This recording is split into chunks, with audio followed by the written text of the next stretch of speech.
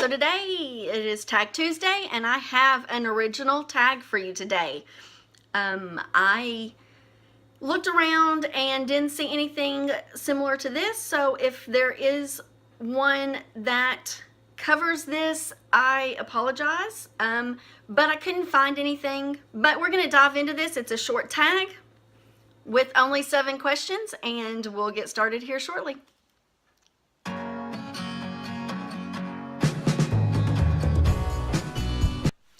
Hey y'all, it's Jen from Iffer's Inklings, and today I have an original tag video for you. This is going to be the Senses book tag. I looked around and I didn't find anything similar to this with these questions. There is a tag called the 5 Senses of Reading that went around, I think probably 5 years ago or more. But my questions are completely different and than that tag, so I'm calling this an original tag. So there are 5 traditionally recognized senses, and then there are 2 other senses. And we are going to use all 7 of these in this tag video today. So question number 1, sight or vision. This is a book that made you see things differently. This book is one for me that I've talked about on my channel before, different points, but that is The Poisonwood Bible by Barbara Kingsolver, and as you know, this is one of my favorite novels of all times. It is adult, and it centers around a missionary, Southern Baptist missionary family who goes to the Congo in the 1950s to do missionary work. This book is told from the perspective of 5 different people, and it's the women of the family. It is told in alternating chapters. It's the mother and 4 girls. To me, this made me see things differently because it made me see that the actions that we take individually has a really wide impact on the world around us. Things that we think are insignificant could be very far-reaching, and it made me see things a lot differently. It has a lot of political, a lot of religious undertones, and a lot of social undertones as well into this. And every time I listen to this book or read this book, it gives me more and more, I pick up on more and more things in it. Question number 2 is hearing. And this is a book that made you feel heard on a personal level. This is a book that I don't have a physical copy in my collection. I borrowed this one from my library when I listened to it, and I just haven't picked up the physical copy of it yet. But that is Juniper Lemon's Happiness Index by Julie Israel. And if you have seen my review of this, or where I've talked about this at any point in time, you know that it was very impactful for me. It was a book I needed to read at the time.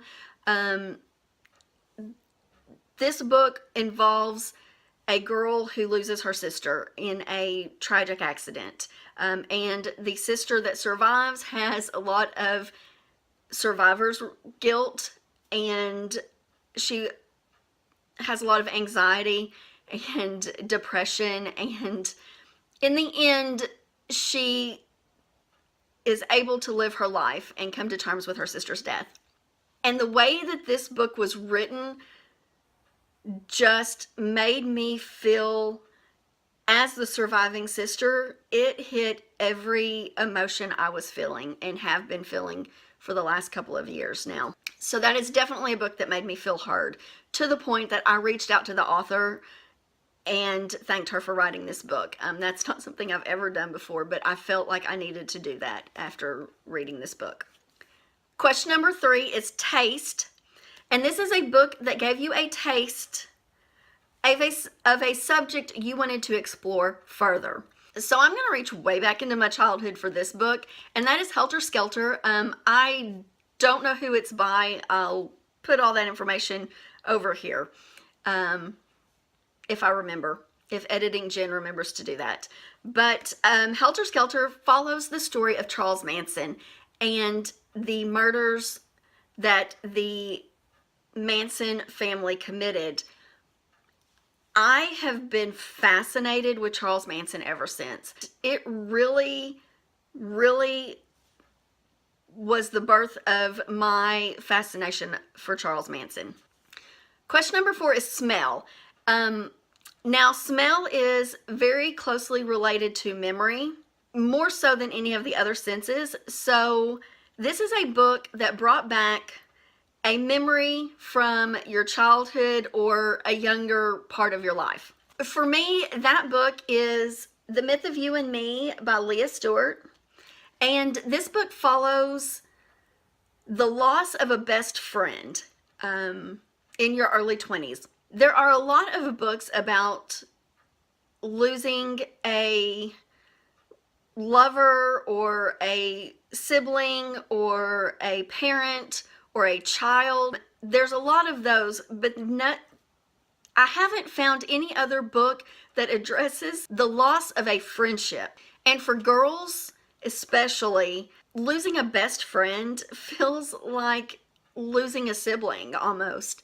You lose a huge chunk of your childhood and someone who has played a very important part in your young adult life, or in your life at whatever age you lose that friend.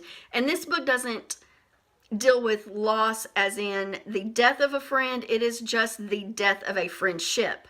And I found this book to be very helpful to me at the time that I read it, and it reminded me of losing my best friend in my early 20s. Question number 5 is touch. And this is a book that touched you emotionally. And that could be in any emotion, whether it be happiness or sadness or grief or whatever emotions that you want to talk about in this. For me, that is going to be Between Shades of Grey by Ruta Sepetys. And this is a book that follows a family from Lithuania during the Nazi Germany reign. But it also addresses the reign of terror that Stalin in Russia was also raining down on these countries as well. Germany wasn't the only bad guy there. Hitler wasn't the only horrific person doing horrific things. Stalin was also doing that as well. But this follows a family's journey to Siberia in that time frame, and it really, really touched me on an emotional level. Anything with World War II surrounding Nazi Germany, and now as I'm learning more of the reign of Stalin during that time, really touches me. The bravery that these people shown, the horrific things that they were put through, the genocide, just the sheer strength to survive that people that endured this horrific time showed, just really touches me emotionally. So question number 6 is one of those other senses, and that is movement. So this is a book that moved you to act. This could be on a personal level, a political level, or in your community in some way. Has there been a book that inspired you to act or move you to act? And over the years, there's probably been several books for me that fulfill this and have kind of inspired me to do things differently on a personal level or in my community or at the world at large, to be a different person. But right now, the book that's really speaking to me is They Both Die at the End by Adam Silvera. And this book is about, it follows two boys who learn that they have 24 hours left to live, or less than 24 hours, that at some point during the next 24 hours they are going to die. They don't know how or anything like that, but one of the main characters in here, Mateo, is kind of my alter ego. He's not a risk taker. He has done everything by the book to keep himself safe. He doesn't go out of his comfort zone. Nothing. There is no risks involved in Mateo's life.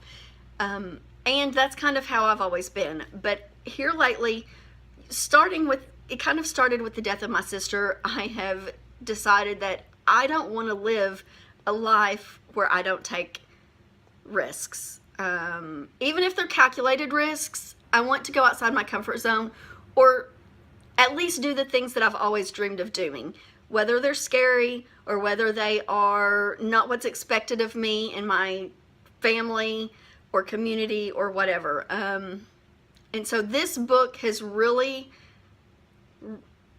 as I am currently listening to it, I'm almost done. I've got like a couple of chapters left, but it is really speaking to me right now, and it is really solidifying my desire to act and move and take the risks that I've always wanted to take.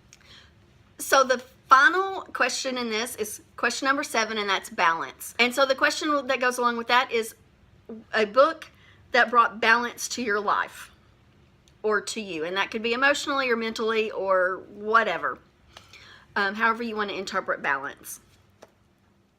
For me, that is going to be Words in Deep Blue by Kath Crowley. And again, this deals with the loss of a sibling and how the sibling deals with that loss of her sibling, dealing with the survivor's grief and questioning why you're the survivor, why your life was the one that was spared, so to speak, and not your siblings, especially if it's a younger sibling, like it was in my case. It's difficult, you know, and there's depression that comes along with it, and the depression of other family members, and all the questions that come with it, especially an unexpected, untimely death. This book really kind of helped me bring balance to my life, and emotionally and mentally, with the death of my sister and the things that I was feeling at the time. It is another one of those books that really came to me at the right time when I needed to hear the things that this book had. And so it really did bring balance to me. So that is it for my tag, the Senses book tag. I am going to tag a few people. These are people that I know do book tags. I have 6 people to tag. Hardback Hoarder, This Unicorn Reads, Bookish Tailor, A Court of Books and Love, A Beautiful Bookworm, and The Book Pusher. I will link all their channels down below. If you do not already follow them, you are missing out. You need to go follow them. And if I didn't tag you in this and you want to do this tag, please by all means do it. Let me know that you are doing the tag. Tag me over on Twitter or on Instagram. Let me know that you have done this, or put it down in the description box below that you have done this tag video so I can go check out your video as well. And if you enjoyed this video, please give me a thumbs up. Go ahead and hit that subscribe button so you can see more content from me. And be sure and follow me on all my social media. As I said, I am on Twitter and Instagram, and of course Goodreads as well. Until next time, bye!